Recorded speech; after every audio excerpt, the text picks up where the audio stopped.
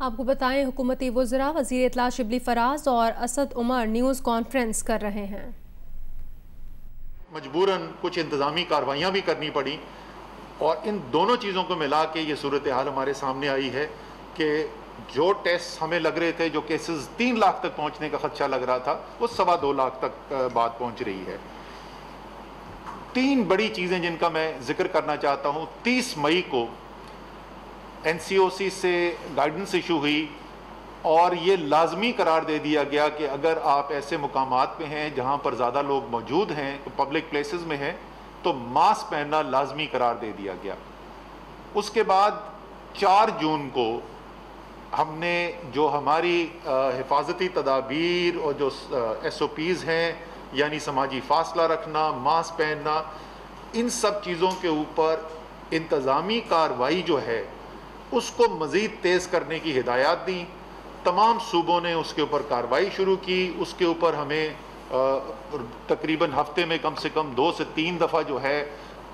صوبوں سے ہمیں اس کی گراؤنڈ سے بھی انفارمیشن آتی ہے۔ ہم الگ سے بھی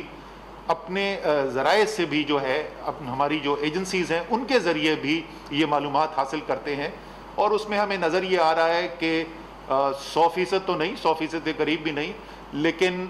بہت سارے لوگ جو ہیں اس کے اوپر پورا بھی اتر رہے ہیں جو حفاظتی ان کو اقدامات بتائے گئے ہیں، اور بے تحاشا انتظامی کارروائی بھی کی گئی ہے، تمام صوبوں کے اندر کی گئی ہے، اور ظاہر ہے کہ بشمول اسلام آباد کے۔ اور یہ 4 جون سے ہم نے یہ کیمپین اس کے اندر تیزی آئی تھی۔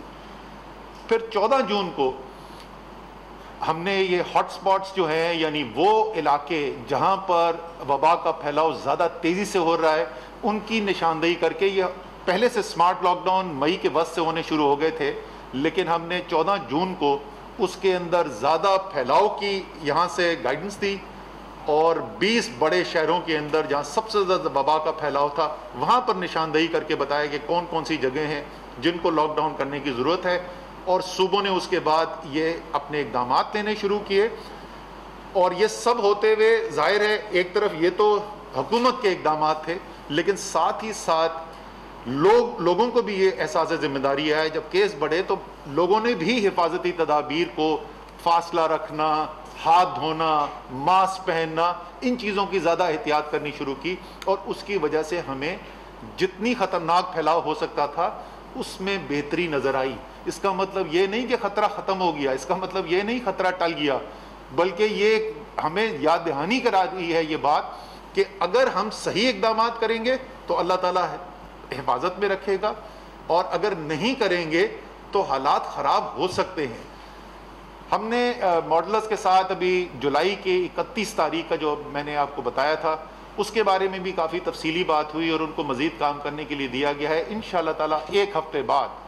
ہم آپ کو یہ بھی بتائیں گے کہ یہ اقدامات جو لیے جا رہے ہیں ان سے جو اثر نظر آ رہا ہے، اگر اس کو برقرار رکھا جائے گا یا اس میں اور بہتری کی جائے گی تو جولائی کی 31 تاریخ تک کیا صورتحال بنے گی، اس کی بنسبت اس کے کہ جو ہم نے بتایا تھا کہ اگر کوئی اقدامات نہیں کیے گئے تو کہاں تک بات پہنچ سکتی ہے، یہ انشاءاللہ تعالیٰ آپ کو تقریباً 1 ہفتے کے اندر ہم آپ کو بتائیں گے۔ اس لیے دوبارہ میں پھر دہرا رہا ہوں اس بات کو، یہ ہمارے اختیار میں ہے، ہر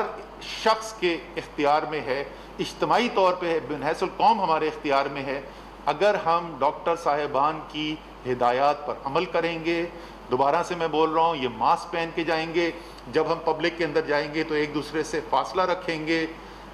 دن میں جتنی دفعہ ممکن ہو ہم ہاتھ کی صفائی کریں گے، دھوئیں گے ہاتھ، تو انشاءاللہ تعالی مرض کا پھیلاؤ ایسا نہیں ہوگا جہاں پر یہ ہمارا جو صحت کا نظام ہے اس کو مفلوج کر دے۔ بیچ میں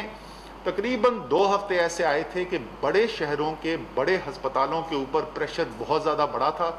آپ کو پتہ ہے کہ اس کے ساتھ ہی ہم نے یہ بھی فیصلہ کیا تھا کہ وفاقی حکومت براہ راست ملک کے اندر جون کے آخر تک 1000 سے زیادہ آکسیجن والے بیڈز کا اضافہ کرے گی، مختلف صوبوں کے ساتھ مل کے ان کی مدد کر کے، اور جولائی کے آخر تک 2000 سے زیادہ بیڈز کا اضافہ کیا جائے گا۔ تو مجھے خوشی ہے اس کے اوپر تیزی سے عمل بھی ہو رہا ہے، اور انشاءاللہ تعالیٰ 1000 سے زیادہ بیڈز ایڈ ہو جائیں گے۔ تو ایک طرف تو جو کیپیسٹی ہے، ہمارے صلاحیت ہے صحت کے نظام کی، اس میں اضافہ کیا جا رہا ہے، اور دوسری طرف یہ حفاظتی تدابیر اور جو اقدامات ہیں، انتظامی اقدامات ہیں، ان سے یہ صورتحال اللہ کے فضل سے ایسی ہمیں نہیں نظر آ رہی کہ ہمیں صحت کا نظام مفلوج ہوتا ہوا نظر آئے. لیکن آخر میں یہ بات کرنا چاہوں گا کہ وہ لوگ، وہ صحت کے نظام میں کام کرنے والے ورکرز، نرسز، پیرامیڈکس، ڈاکٹرز، یہ ہماری ذمہ داری ہے کہ وہ جو ہمارے لیے اتنی مشکل ایک وقت کے اندر کھڑے ہوئے ہیں، قوم کی خدمت کر رہے ہیں، کوشش کر رہے ہیں کہ کوئی بھی جو بھی بیمار ان کے پاس آئے حتی الوسع کوشش کی جائے کہ اس کو علاج بھی کیا جائے اور اس کی مزید کوئی خدا نخواستہ زیادہ حالت خراب ہونے سے بچائے بھی جائے. تو یہ ہماری بھی ذمہ داری بڑھتی ہے کہ جب وہ ہمارے لیے کھڑے ہوئے ہیں تو ہم بھی وہ حفاظتی تدابیر، جو بہت کوئی مشکل نہیں ہے، صرف اگر آپ ذہن میں ایک احساس ذمہ داری رکھیں گے تو یہ بہت مشکل کام نہیں ہے کرنے کے. ہم یہ کریں گے تو انشاءاللہ تعالی ہم آگے بھی دیکھیں گے کہ ہمارا جو صحت کا نظام ہے وہ بھی مفلوج نہیں ہوگا، کاروبار زندگی بھی چلتا رہے گا. وہ سفید پوش اور وہ غریب لوگ جو لاک ڈاؤن کے اندر ایک ایسی تکلیف سے مبتلا ہوتے ہیں اور ہم نے اس کی بہت بھیانک صورتحال بھارت کے اندر دیکھی ہے، انشاءاللہ تعالی وہ صورتحال بھی نہیں ہوگی اور ہم اپنے لوگوں کی صحت کی حفاظت بھی کر سکیں گے. تو پچھلے 2-3 ہفتے کے اندر جس طریقے سے صورتحال آگے بڑھی ہے، نسبتاً ہمیں ایک یہ نہیں، اور میں پھر یہ کہہ رہا ہوں، نہیں کہہ رہے کہ خطرہ ٹل چکا ہے، لیکن جس طریقے سے ہم نے یہ وقت گزارا ہے انشاءاللہ تعالی اسی طریقے آگے بہتری آتی رہے گی.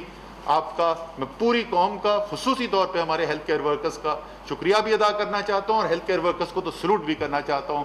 پاکستان زندہ باد.